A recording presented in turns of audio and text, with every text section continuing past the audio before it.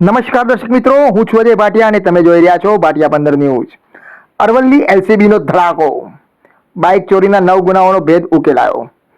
કાલબેલિયા ગેંગના સભ્ય સહિત કિશોર ઝડપાયો. રૂપિયા 3.55 લાખની 9 બાઇક કબજે. અરવલ્લી જિલ્લા એલસીબી પોલીસે વાહન ચોરીના ગુનાઓ સામે મોટી કાર્યવાહી કરતા અરવલ્લી, સાબરકાંઠા અને અમદાવાદ જિલ્લાના બાઇક ચોરીના કુલ 9 ગુનાઓનો ભેદ ઉકેલી મોટી સફળતા મેળવી છે. ગાંધીનગર વિભાગના નાયબ પોલીસ મહાનિરીક્ષક વીરેન્દ્રસિંહ યાદવ અને અરવલ્લી પોલીસ અધિક્ષક મનોહરસિંહ જાડેજાની સૂચના તથા એલસીબી પીઆઈ એમએચ ઝાલા માર્ગદર્શન હેઠળ ટીમ દ્વારા ટેકનિકલ સર્વેલન્સ અને બાતમીના આધારે કાર્યવાહી હાથ ધરવામાં આવી હતી. શામળાજી મોડાસા હાઈવે પર વાહન ચેકિંગ દરમિયાન કાયદાના સંઘર્ષમાં આવેલ કિશોરને 3 ચોરીની મોટરસાયકલ સાથે ડિટેન કરવામાં આવ્યો હતો, જેમાં મેઘરજ, નરોડા, અમદાવાદ, હિંમતનગરના બાઇક ચોરીના ગુનાઓનો ભેદ ઉકેલાયો છે. બીજી કાર્યવાહી દરમિયાન બાજકોટ ગામની સીમમાંથી કાલબેલિયા ગેંગના સભ્ય જગદીશ ઉર્ફે સરદાર કાલબેલિયાને ચોરીની યામાહા મોટરસાયકલ સાથે ઝડપી પાડવામાં આવ્યો હતો. પૂછપરછમાં તેણે પોતાના સાગરીત સાથે મળી વધુ 5 બાઇક ચોરી કર્યાની કબૂલાત કરી હતી. પોલીસે આરોપીઓ પાસેથી હીરો હોન્ડા, યામાહા અને બજાજ કંપનીની કુલ 9 ચોરીની મોટરસાયકલ કિંમત રૂપિયા 3.55 લાખનો મુદ્દામાલ કબજે કર્યો છે.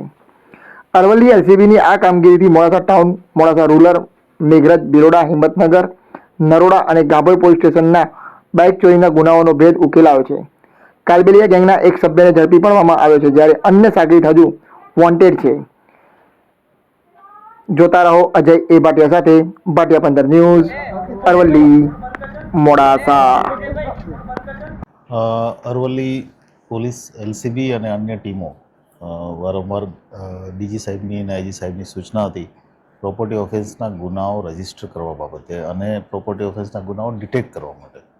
એના સંદર્ભે એલસીબીની ટીમ અને પોલીસ સ્ટેશનોની ટીમ અલગ અલગ વાહન ચેકિંગ કરી રહી હતી. એ દરમિયાન કુલ 9 બાઇકો 2 અલગ અલગ ગેંગ સાથે પોલીસે પકડેલી છે, જેમાં એક આરોપી છે અમારો નરેશ કરીને જે આરોપી છે અને એની સાથે એક જગદીશ કરીને આરોપી છે. એમાંથી એક આરોપી પકડાયો છે, એક આરોપી અમારો પકડવાનો બાકી છે. એની પાસેથી અમે 6 બાઇકો કબજે કરી છે. ટોટલ એમો એવી છે કે મોડાસા અને આજુબાજુના વિસ્તારમાંથી બાઇકો ડુપ્લિકેટ ચાવીથી કે અન્ય રીતે ચોરી કરી અને અહીંથી રાજસ્થાન લઈ જવાની. બંને આરોપીઓ જે છે સિમલવાડાના રાજસ્થાનના રહેવાસી છે. રાજસ્થાનમાં ઓછા ભાવે 3000, 4000 જેવી નાની રકમમાં બાઇકો વેચી દેવાની અને ફરીથી જ્યારે પૈસા ખૂટી જાય એટલે બીજી બાઇક ચોરી કરવા માટે અહીંયા આવી જવાનું. આ એમઓના આધારે એણે અત્યાર સુધીમાં 6 બાઇકો કબૂલ કરી છે. 6 બાઇકો અમે કબજે કરી છે. એ ઉપરાંત એક જુવેનાઇલ આરોપી અમે ટિન્ટોઈ પોલીસ સ્ટેશન અને એલસીબી પોલીસ સ્ટેશનના સંયુક્ત પ્રયાસથી પકડ્યો છે અને એ આરોપી પાસેથી કુલ 3 બાઇકો કબજે કરી છે. એક બાઇક મોડાસા ટાઉનમાંથી ચોરી થયેલી અને અન્ય એક બાઇક અમદાવાદ સિટી અને એક હિંમતનગરથી ચોરી થયેલી છે. આવી રીતે કુલ 9 બાઇકો અત્યાર સુધીમાં કબજે થઈ છે. પર્ટિક્યુલરલી કોઈ કંપનીની બાઇક ચોરાવતા હતા કે અલગ? આમ તો અલગ અલગ છે, પણ વધારે પડતી હોન્ડાની જે બાઇક છે સ્પ્લેન્ડર, એનું પ્રમાણ વધારે છે. અને એનું જે અમે પૂછપરછમાં જે કારણ મળ્યું છે એ મળ્યું છે કે એની ચાવી ઇઝીલી અવેલેબલ હતી એની પાસે. આરોપીઓ કયા વિસ્તારના છે અને ખાસ કરીને અરવલ્લીના આસપાસના વિસ્તારોને જ કેમ ટાર્ગેટ કરી રહ્યા છે? આ તમામ આરોપીઓ જે બાજુનો નેબરિંગ સ્ટેટ છે રાજસ્થાન, ત્યાંના આરોપીઓ છે.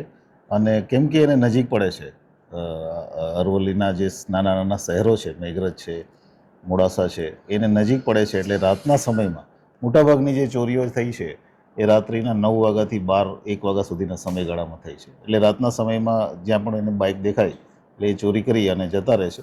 પણ ખાલી અરવલ્લીના જ નથી, આમાં જે અમે બાઇકો રિકવર કરી છે અમદાવાદની પણ છે અને સાબરકાંઠા ડિસ્ટ્રિક્ટની પણ છે.